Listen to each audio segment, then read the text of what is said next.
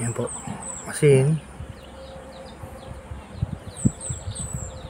Tapos ayan po, nilagay po natin dyan 2 dakot na asin. Tapos po ito molasses. Ayan po ang nililagay natin, molasses. Tapos po halo ng darak. Tapos po pag na ferment na siya, ito natin ilalagay yung ating asola. 1 day to 2 days pwede na po sa akin yan. Pinapakain ko na sa kanila. Tapos liligyan lang po natin yan ng tubig. Ayan guys, nalagyan na natin ng molasses. Tapos liligyan naman natin ng tubig.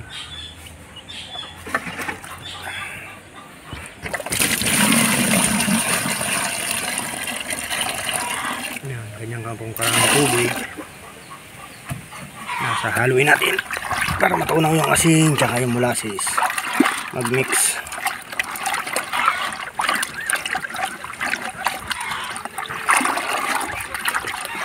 Wala lang halo hanggat di natutunaw yung asin.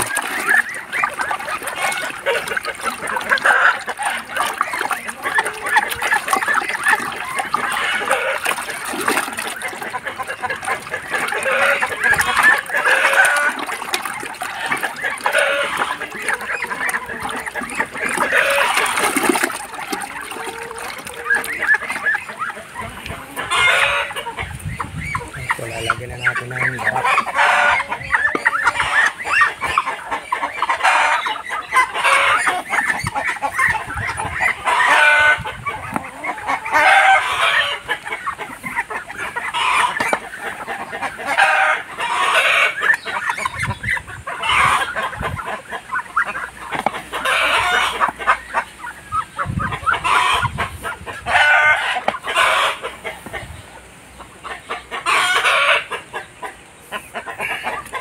Mix natin.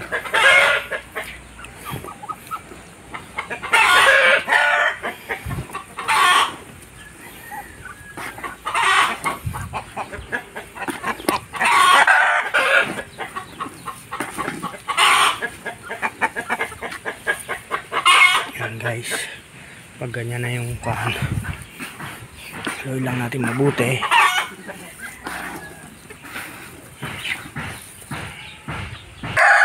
So guys, ayan, halo niya darak mais lang po, darak mais, tubig, asin, molasses.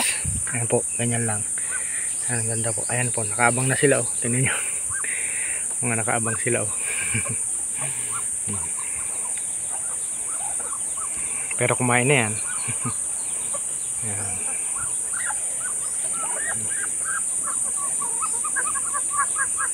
Namoy nila yung bango. Mabango po kasi pag yung molasses tsaka asin. Alam po yung natural na kinakain nila sa araw-araw. I-mix natin. Kailangan po hindi masyadong basang-basa. Ayan.